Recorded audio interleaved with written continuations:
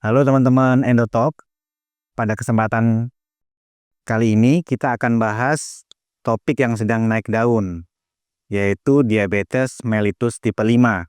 Yang orang lagi rame nih, kurus-kurus kok bisa diabetes gitu.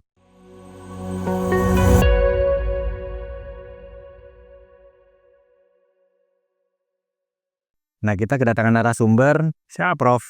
M. Yunir. Nah, beliau ini endocrinologist consultant dan saat ini menjabat sebagai ketua PP Perkeni, Perkumpulan Endokrinologi Indonesia. Jadi bosnya semua ahli endokrin di Indonesia, Prof. Yunir. Nah, kita dapatkan penjelasan yang langsung nih dari bosnya Perkeni terkait diabetes mellitus tipe 5. Oh, ini nomornya banyak banget ya Prof. Yunir ya. Kalau diabetes sebenarnya ada jenisnya apa aja, Dok? Ya, terima kasih Dokter Diki, teman-teman sekalian, apa kabar? Jadi kalau melihat perkembangan terakhir ya kita tahu diabetes emang macam-macam ya. Dari sekarang kita bedakan tipe 1, tipe 2, tipe 3 dan tipe 4. Tipe 1 mungkin masih ingat yang sering kita jumpai pada anak-anak di mana dia harus menggunakan insulin seumur hidup tanpa bisa dilepas. Kalau tipe 2 yang seperti kita nih orang-orang dewasa biasanya awalnya pakai diet dulu, terus ngatur makan, ngasih obat, olahraga, kalau enggak nanti minum 1 obat, 2 obat, sampai akhirnya harus pakai insulin di periode waktu tertentu. Tipe 3 itu biasanya ada penyakit, yang berkaitan dengan kehamilan ya.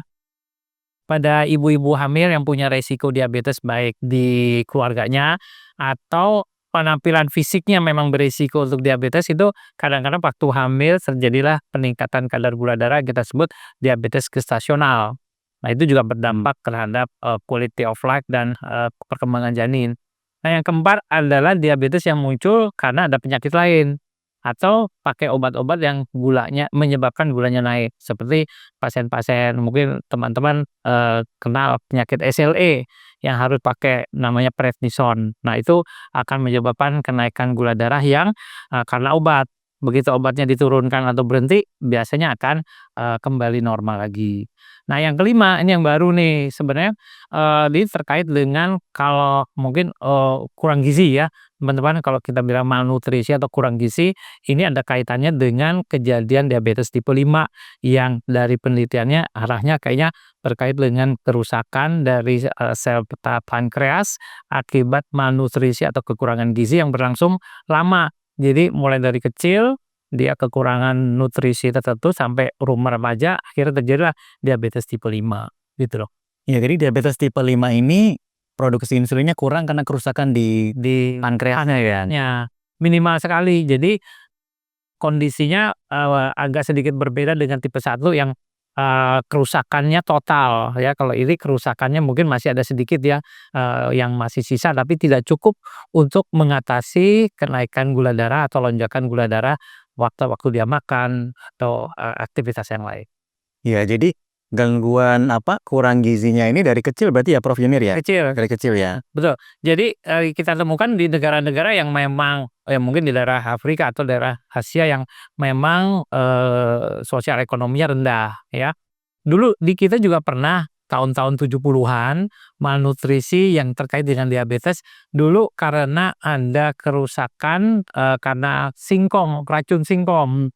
Dulu di daerah Jawa Tengah itu kan, karena kondisi ekonominya seperti itu akhirnya makan singkong yang udah beracun ya. Iya. Jadi akan menyebabkan kerusakan dari sel beta pankreas juga. Nah, itu juga menyebabkan kondisi diabetes yang mirip dengan tipe 5 ini sebenarnya.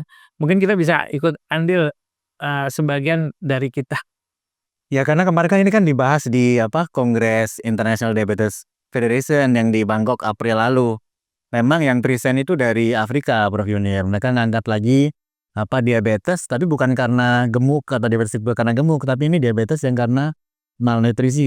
Iya. Nah, kalau untuk diagnosisnya, untuk supaya teman-teman masyarakat awam bisa aware gitu terkait penyakit diabetes mellitus tipe 5 ini sama nggak gejalanya sama diabetes secara umum atau ada bedanya nggak, Bro? Ya, kalau gejala yang dikeluhkan mungkin sama ya, keluhan, karena hiperglikemi, tapi kalau kita lihat penampilan fisik, ya tadi dokter gigi, beda dengan tipe 2. Tipe 2 tuh umumnya ya, walaupun ada juga bisa terjadi pada orang-orang yang obes atau overweight. Nah, pada kelompok ini dari kecil udah kelihatan orangnya lean itu, kurus, langsing, kalau kita bilang kayaknya langsingnya sih bagus ya, tapi Hmm. langsingnya gara-gara kurang nutrisi, malnutrisi.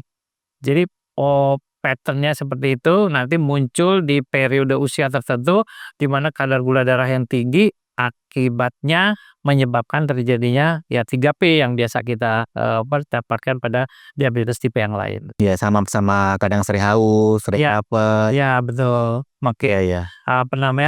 sering kencing, Iya. ya kan ada 3P yang biasa kita sosialisasikan sebagai gejala diabetes yang paling khas untuk untuk pasien-pasien dengan diabetes tipe 2. 3P itu pertamanya poliuria itu Poliuria. kencing ya bro? Ya, poliuria, polifagi, sama polidipsi. Ya, 3P. Polifagi itu lapar terus ya bro? Banyak lapar, ya. Polifagi banyak lapar, polidipsi banyak minum, poliuria banyak kencing. Banyak kencing. Frekuensi kencing ke belakang itu menjadi lebih sering karena kadar gula yang tinggi menyebabkan produksi air kencingnya menjadi masif tinggi ya. Iya. Jadi teman-teman kalau ada keluhan tadi 3P harus waspada ya untuk Waspada. teman atau orang tua atau saudaranya ada keluhan, Betul. ada kemungkinan jangan-jangan diabetes. Nah, untuk diagnosis diabetesnya sendiri gimana, Bro? Sebenarnya hampir sama. Kadar gula darah sesuai dengan panduan yang ada, gula darah puasanya lebih besar atau sama dengan 126, terus 2 jam setelah makan itu minimal 200. 200 atau sama dengan ya, lebih besar atau sama dengan dari 200 ya. Target HbA1 juga sama 6,4 dan yang menarik adalah markernya masih terdeteksi tapi mungkin minimal ya, tidak 0 sama sekali. Jadi kadar insulinnya masih ada, cuma nggak hilang sama Tidak sekali. hilang sama sekali, jadi masih ada sedikit kerusakan, itu tidak menyebabkan kerusakan total seperti yang tipe 1 karena autoimun gitu ya. Iya, iya. Pengolahannya sih hampir sama ya, tetapi ini mungkin masih bisa dicoba pakai obat minum dulu ya. Kalau tipe 1 yang tadi terdiagnosis pada anak-anak, mau tidak mau harus langsung insulin gitu. Ya, jadi dari gejalanya nanti dokter akan lakukan pemeriksaan gula darah tadi yang Prof sebutkan.